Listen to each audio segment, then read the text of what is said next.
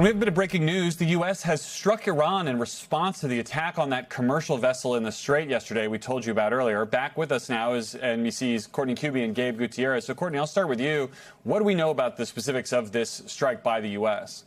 Yeah, so the U.S. military, they're calling this, as you said, a direct response to the Iranian drone strike on a commercial ship in the Strait of Hormuz yesterday. So the U.S. is saying this is basically a pretty proportional response to that strike. They hit things like Iranian missile and drone storage facilities, coastal radar sites. Why this may sound familiar to you, Garrett, is because this is very similar to the pattern that we were seeing several weeks ago before that memorandum of understanding was signed on June 17th in Versailles. Iran would fire, in many cases, it was these sorts of one-way attack drones. In some cases, it was these small, fast attack boats. And then in some cases, it was even surface-to-air missiles. But they were firing them at ships that were trying to transit through the Strait of Hormuz. The U.S. military was often responding, often shooting some of those down, even targeting some of those fast boats. And then after sort of a buildup of time of those Iranian more offensive actions, the U.S. military would carry out a number of strikes at the site of where those offensive projectiles, whatever they were launching from. So again, they would go after their drone storage facilities or perhaps their drone launching sites, missile storage facilities. Coastal radars was also a big one because, of course, that's how what they used to fire off drones and missiles, how they were able to direct them. So what's significant about this, though, Garrett, is not just the target's location. It's that this is the first time the U.S. military has struck inside Iran since about a week or so before that memorandum of understanding was signed on June 17th. So the real question now, President Trump has already said that the Iranian action yesterday with the one-way attack drone was a violation of the ceasefire. Now the U.S. military is responding. The real question now is, will we see this further escalate? Right. I'm sort of fascinated by the idea that we know where enough of these other drone storage sites and radars are that we have. It's almost like we have this list of proportional response options when these things happen. But hold that thought for a minute. I want to bring Gabe into the conversation because, Gabe, the president kind of seemed to downplay the idea that this original Iranian strike would really affect the ceasefire, even as he called it a violation. But what does the word ceasefire even mean if they're shooting at us and we're shooting back at them? Look, Garrett, we've been asking that question now for quite some time, and the president was asked that directly in the Oval Office just a short time ago during an unrelated event, and he didn't directly answer the question of whether he still considered the ceasefire to still be in place. He said, I didn't like the fact that Iran attacked that commercial ship yesterday, but he wouldn't specifically say whether he considered the ceasefire to still be in place. But the administration, they never say that they consider the ceasefire to be over. The president, other top administration officials have tried to make the argument that there's these small one-offs here and there that it might take a while for a ceasefire to take hold, or there might be small skirmishes that doesn't mean the entire deal is blown up. But what Courtney points out is exactly right. Will Iran counter? Will there be some sort of an escalation here, or whether this U.S. response will it be considered proportional and tensions de-escalate after that? It's too soon to tell at this point, Garrett. Gabe, forgive me for putting you on the spot here, and maybe Courtney knows the answer to this too, but have we heard anything from the Iranians about why they fired on this ship and other instances where they've fired on shipping or on U.S. personnel? They've sort of laid it off on it being related to Lebanon and Hezbollah, but what do we know about why Iran says they did this?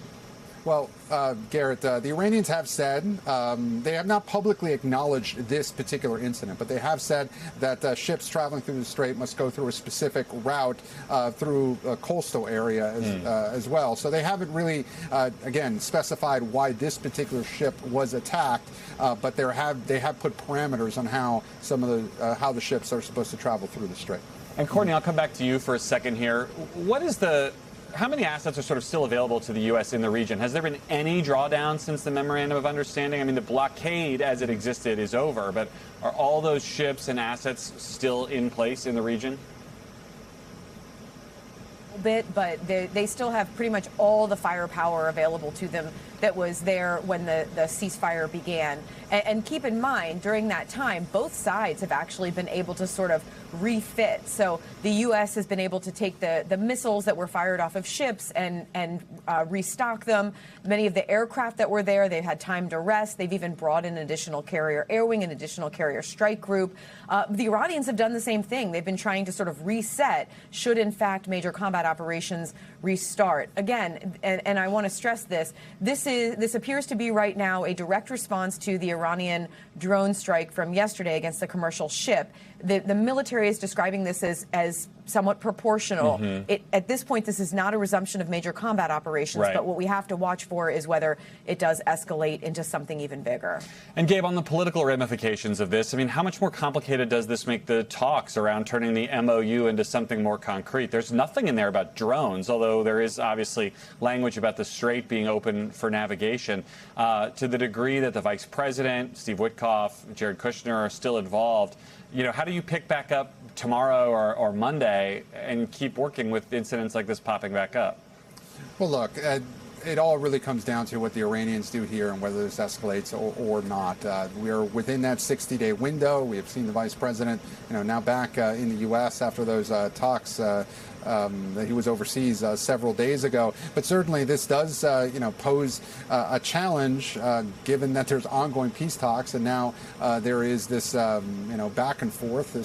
But as Courtney said, not a resumption of major combat operations. So it certainly could complicate those talks, but it really depends a lot on whether this escalates any further.